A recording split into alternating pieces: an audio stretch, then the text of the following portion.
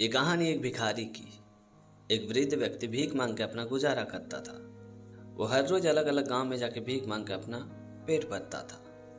एक दिन सवेरे सवेरे जब वो भिखारी भीख मांगने के लिए निकला तो वो मन ही मन सोच रहा था कि आज किस गांव में जाऊं। लगभग लगभग तो सभी गांव पूरे हो चुके हैं और यही सब बातें वो मन ही मन डिस्कस कर ही रहा था कि अचानक उसके दिमाग में ये ख्याल आया कि क्यों ना आज राजा के यहाँ भीख मांगा जाए। फिर वो मन ही मन ये भी सोच रहा था कि राजा जी के पास जाएंगे तो पता नहीं वो भीख देंगे कि नहीं, हमें महल के अंदर आने भी देंगे या नहीं। और यही तमाम बातें सोचते सोचते आखिरकार वो राजा के महल के सामने पहुंच ही गया।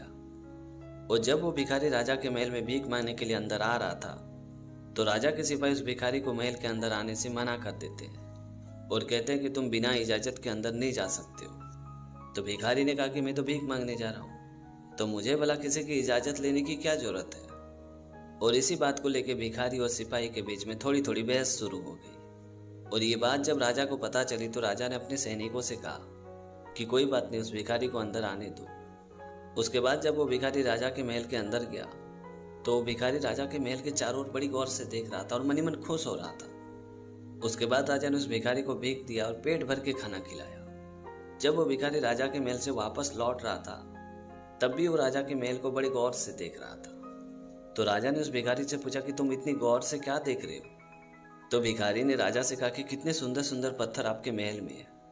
इतना सुंदर पत्थर आज तक मैंने पहले कभी नहीं देखा था।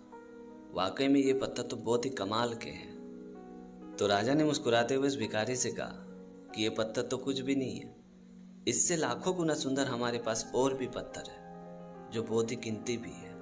क्या तुम उन पत्थरों को देखना चाहोगे। ये बात सुनते हुए भिखारी बहुत ही खुश हो गया और उसने कहा कि हाँ हाँ महाराज, उन पत्थरों का दर्शन मैं अवश्य करना चाहूँगा। तो राजा ने उस भिखारी को अपने शाही खजाने पे ले गया जहाँ तरह तरह के पत्थर, जेवरात, हीरे, मोती सब कुछ रखे हुए थे। उन बेशुमार कीमती पत्थरों को देख के वो भिखारी बहुत ही खुश हो गया। उसके बाद उस भिखारी ने राजा से पूछा कि महाराज, इन पत्थरों से आपकी कितनी कमाई हो जाती है। ये बात सुनते राजा जोर जोर से हंसने लगे और भिखारी से बोले कि इससे मेरी कुछ भी कमाई नहीं होती है, बल्कि इन बेशुमार पत्थरों को सुरक्षित रखने के लिए मुझे ऊपर से खर्च करना पड़ता है। ये बेशुमार कीमती पत्थर चोरी ना हो जाए इसलिए मुझे सिपाही रखना पड़ता है, पहरेदार रखना पड़ता है और भी कई तरह तरह के खर्च हैं इन पत्थरों के ऊपर। राजा की ये बात सुनते वो भिखारी थोड़ी देर के लिए सोच में पड़ गया। उसके बाद उस भिखारी ने राजा से कहा कि महाराज, मैं आपको इससे भी कीमती पत्थर दिखाऊंगा, चलिए आप मेरे साथ। ये बात सुनते राजा बहुत ही आश्चर्य में पड़ गए कि भला इससे कीमती पत्थर और कहाँ हो सकती है। तो राजा उस भिखारी के पीछे पीछे जाने लगा। तो उस भिखारी ने राजा को एक झोपड़ी में लेके गया जिस झोपड़ी में एक बहुत ही वृद्ध औरत रहती थी और वहां एक आटा पीसने की चक्की रखी हुई थी जिस चक्की से वो वृद्ध आटा पीसकर लोगों को बेचती थी और अपना जीवन गुजारती थी। तभी उस भिखारी ने उस चक्की की ओर इशारा करते हुए राजा से कहा कि महाराज, आपके उन बिना काम के पत्थरों से ये आटे की चक्की बहुत ही कीमती है, क्योंकि इस पत्थर की चक्की से इस वृद्ध का जीवन गुजरता है। ये पत्थर इसके कमाने का जरिया है, जबकि आपके पत्थरों के ऊपर उल्टा आपको खर्च करना पड़ता है। तो भला अब आप ही बताइए कि ये चक्की वाला पत्थर कीमती है या आपके खजाने का हीरे मोती वाला पत्थर कीमती है।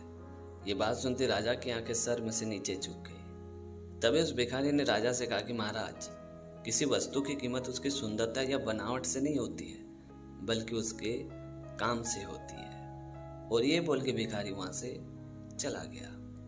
तो दोस्तों, छोटी सी कहानी में ये सिखाती कि कोई भी वस्तु कितना भी कीमती क्यों ना हो, अगर उससे किसी इंसान या जीव जंतु को फायदा नहीं होता है तो फिर वो वस्तु कोई काम की नहीं।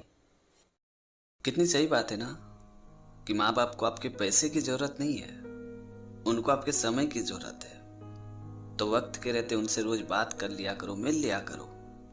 इसमें आपका कुछ नहीं जाएगा, पर हाँ, आपको अपने माँ बाप का आशीर्वाद जरूर मिलेगा, वरना एक दिन याद करके पछताओगे और खुद को कभी माफ नहीं कर पाओगे। आइए इसे कहानी के तौर पे समझते हैं। एक आदमी अदालत में आता है और अपने बेटे के खिलाफ कोर्ट में केस दर्ज करता है। तभी जज साहब ने पूछा कि आपको अपने बेटे से क्या शिकायत है। तो उस बूढ़े बाप ने कहा कि मैं अपने बेटे से उसकी हैसियत के हिसाब से हर महीने का घर खर्च मांगना चाहता हूँ। ये बात सुनते जज साहब ने कहा कि वो तो आपका हक है, इसमें सुनवाई की क्या जरूरत है? आपके बेटे को हर महीना घर खर्च देना चाहिए। तभी उस बूढ़े बाप ने कहा कि मुझे पैसे की कोई कमी नहीं है, लेकिन फिर भी मैं हर महीने अपने बेटे से घर खर्च लेना चाहता हूँ, चाहे वो रकम कम ही क्यों ना हो। उस बूढ़े बाप की बात सुनकर जज साहब को बहुत ही आश्चर्य हुआ और जज साहब ने उस बूढ़े व्यक्ति से पूछा कि आपके पास इतना पैसा होने के बावजूद भी आप अपने बेटे से पैसा क्यों लेना चाहते हो? आखिर आपकी तकलीफ क्या है? तभी उस बूढ़े बाप ने जज साहब से कहा कि ये सब आपको बाद में पता चल जाएगा, पहले आप मेरे बेटे का नाम और पता लीजिए और आप उसे फौरन यहाँ बुलाइए। तो जज साहब ने उसके बेटे को अदालत में बुलाने का हुक्म दिया। करीबन 4 घंटे बाद उस बूढ़े व्यक्ति का लड़का अदालत में आया। तो जज साहब ने उस लड़के से कहा कि तुम्हारे पिताजी का कहना है कि तुम्हें हर महीना अपने पिताजी को घर खर्च देना पड़ेगा, चाहे वो रकम कम ही क्यों ना हो। ये बात सुनते उस बूढ़े व्यक्ति का लड़का बहुत ही आश्चर्य में पड़ गया और उसने जज साहब से कहा कि मेरे पिताजी के पास तो बहुत ही पैसा है, भला उनको पैसे की क्या जरूरत पड़ गई? तभी जज साहब ने कहा कि ये सब तो मुझे नहीं पता, पर ये आपके पिताजी की मांग है और वो आपको पूरा करना ही पड़ेगा। फिर वो बूढ़े व्यक्ति ने जज साहब से कहा कि जज साहब आप मेरे बेटे से कहिए कि हर महीने की 2 तारीख को वो मुझे 100 रुपया अपने हाथों से खुद आके दे और वो 100 रुपया देने में वो एक भी दिन देरी ना करे। उसके बाद जज साहब ने उस बूढ़े व्यक्ति के बेटे से कहा कि तुम हर महीने के 2 तारीख को अपने पिताजी को 100 रुपया अपने हाथों से देने आओगे। ये अदालत तुमको हुक्म देती है। मुकदमा खत्म होने के बाद जज साहब ने उस बूढ़े व्यक्ति से पूछा कि अगर आपको बुरा ना लगे तो मैं आपसे एक बात पूछूं? आप इतने अमीर आदमी हो, सिर्फ और सिर्फ 100 रुपया के लिए आप अपने बेटे को ऐसा केस क्यों किया? तभी उस बूढ़े व्यक्ति ने रोते हुए जज साहब से कहा कि जज साहब मैं अपने बेटे का चेहरा देखने के लिए वर्षों से तरस गया हूँ। मेरा बेटा पैसे कमाने के चक्कर में ना तो मुझसे कभी मिलने आता, ना कभी फोन पे बात करता है। कई वर्षों हो गए इसे देखा हुआ, मेरी आंखें तरस गई इसे देखने के लिए और मैंने ये केस इसे इसलिए किया है ताकि जब ये हर महीना 2 तारीख को मुझे 100 रुपये अपने हाथों से देने आए ताकि मैं अपनी आंखों से इसे देख सकूं। साथ तो नहीं रह पाऊंगा, कम से कम महीने में एक बार देख तो लिया करूं, उसी से मैं खुश हो जाऊंगा। ये बात सुनते जज साहब ने अपनी नजरें झुकाते बिना कुछ कहे वहां से चले गए। तो दोस्तों आज की कहानी आपको कैसी लगी कमेंट करके ज़रूर बताना और अगर आपने हमारे चैनल को अभी तक सब्सक्राइब नहीं किया है तो प्लीज़ यार चैनल को सब्सक्राइब कर देना, क्योंकि इस तरह का कंटेंट मैं हमेशा अपने चैनल पे लाते रहता हूँ। तो आज के लिए इतना ही, मिलते अगली वीडियो में एक नई टॉपिक के साथ, एक नई कहानी के साथ। तब तक के लिए जय हिंद, वंदे मातरम।